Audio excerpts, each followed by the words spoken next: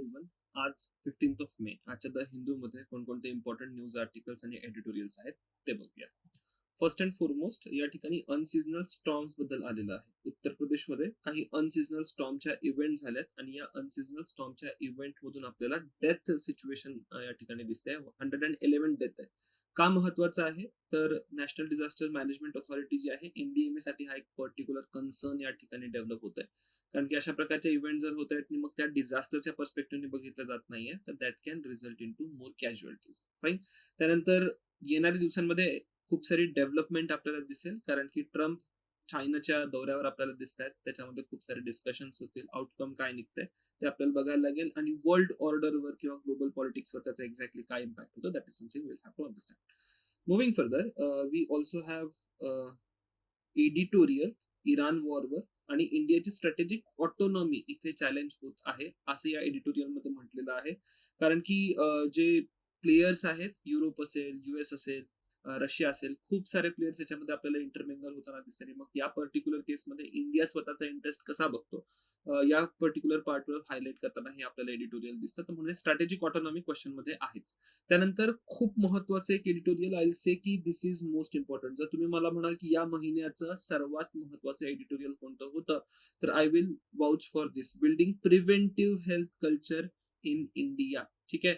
आपल्याकडे सध्या health culture काय आहे तर आपल्याला काही आजार झाला तर आपण मेडिसिन सीक करतो किंवा कुठेतरी हॉस्पिटलमध्ये जातोय. But we need a preventive health system. ठीक आहे. आणि त्याच्यासाठी लाईफस्टाईल पासून तर एअर क्वालिटी असेल किंवा इन्फ्रास्ट्रक्चर असेल, एन्व्हायरमेंट असेल, या सगळ्यांवर काम करणं गरजेचं आहे. आणि येणाऱ्या दिवसांमध्ये या पर्टिक्युलर पार्टवर आपल्याला खूप जास्त डिस्कशन दिसतील.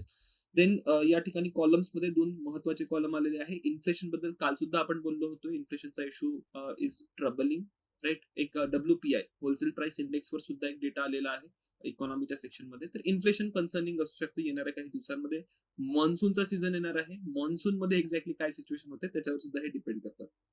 देन एक कुलिंग डॉक्ट्राईन बद्दल या ठिकाणी आलेलं आहे. कारण की हीट वेव्ह हा एक मेजर कन्सर्न आहे. खूप वेळा मी क्लासमध्ये सांगताना हे सांगत असतो की खूप ऍक्टिव्हली हा विचार केला जातोय की आपण हीट वेव्हला एक डिझास्टर म्हणून डिक्लेअर करावं का, किंवा लाइटनिंगच्या इव्हेंट होतात, विजा ज्या पडतात त्यांना आपण एक डिझास्टर म्हणून डिक्लेअर करावं का.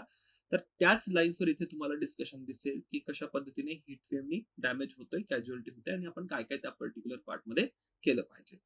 नेक्स्ट, टेक्स्ट अँड कंटेक्स्ट मध्ये capital flight and pressure on the rupee. तुम्ही दिवसेंदिवस रुपयाची व्हॅल्यू जी आहे डॉलरच्या अगेन्स्ट ती घसरताना बघताय. काल सुद्धा एक महत्वाचं एडिटोरियल आलं होतं आणि इथे सुद्धा तुम्हाला दिसतंय की टेक्स्ट अँड कंटेक्स्ट मध्ये डिस्कशन आहे. एकदा गो थ्रू करा, पण फंडामेंटल्स याच्यामध्ये क्लिअर पाहिजे. जे कॅपिटल मार्केट असेल, मनी मार्केट असेल, हे नेमकं कसं ऑपरेट करतं, फॉरेन इन्स्टिट्यूशनल इन्व्हेस्टर्स काय असतात, पोर्टफोलिओ इन्व्हेस्टमेंट काय असते, डिरेक्ट इन्व्हेस्टमेंट काय असते, सगळ्या आयडियाज क्लिअर असू द्यात. India's labour market shows gains but challenges persist. इकॉनॉमीसाठी चांगली बाब आहे. लेबर मार्केट जर अप होतोय, काल पण आपण एक डेटा बघितला होता एम्प्लॉयमेंटच्या कन्सर्न पर्स्पेक्टिव्ह मध्ये. बट काही चॅलेंजेस अजूनही असतील. तर त्या ठिकाणी गॅप आणि जे स्किल गॅप असेल, जॉब क्रिएशन आहे, त्या संदर्भात खूप सारे इश्यूज या ठिकाणी दिले आहेत. मस्ट रीड आर्टिकल मी याला म्हणणार. Then moving on to next world page, India backs two state solution for Palestine issue. जयशंकरनी ब्रिक्स मीटिंग मध्ये हे स्टेटमेंट केलेलं आहे.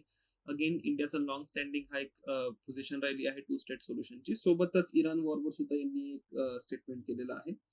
रिस्क ऑफ मॅरिटाईम ट्रॅफिक जे आहे ती आपण कमी केली पाहिजे. तर जस्ट हॅव एन अंडरस्टँडिंग की ब्रिक्स मध्ये इंडियाचा एक्झॅक्टली स्टँड काय होता. मुव्हिंग फर्दर, या ठिकाणी बिझनेसमध्ये WPI more than doubled to 8.3 in April. खूप खूप महत्वाचं आहे. कन्सिस्टंटली ग्लोबल सिच्युएशन कारण आपल्याला या प्राइसेस वाढताना दिसतात आणि मग इथे याचा इम्पॅक्ट कॉमन मॅनच्या लाईफवर काय होईल हे आपल्याला माहिती असलं पाहिजे.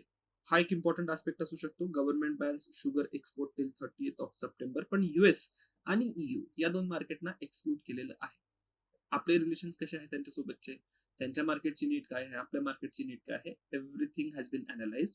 याच्यामध्ये इंडियावर, महाराष्ट्रावर स्पेसिफिकली या पर्टिक्युलर बॅनचा काय इम्पॅक्ट होणार आहे तो आपल्याला माहिती असणं आवश्यक आहे. त्याचं अनालिसिस आपल्याजवळ रेडी असलं पाहिजे. लास्ट, सायन्स अँड टेक मध्ये जर गेलं तर PCOS नावाची एक सिंड्रोम याला म्हणेल, डिसीज नाही म्हणणार, that is polycystic ovarian syndrome. Women मध्ये ऑब्झर्व होतो. एंडोक्राईन सिस्टमशी इट इज रिलेटेड. त्याला रिनेम केलं गेलेलं आहे ऍज पॉलीएंडोक्राईन मेटाबोलिक ओव्हेरियन सिंड्रोम. आता जर मला युपीएससीच्या प्रिलिम्स मध्ये क्वेश्चन विचारायचा असेल तर निश्चितच मी पीसीओएस वर क्वेश्चन नाही विचारणार किंवा पीएमओएस वर क्वेश्चन नाही विचारणार.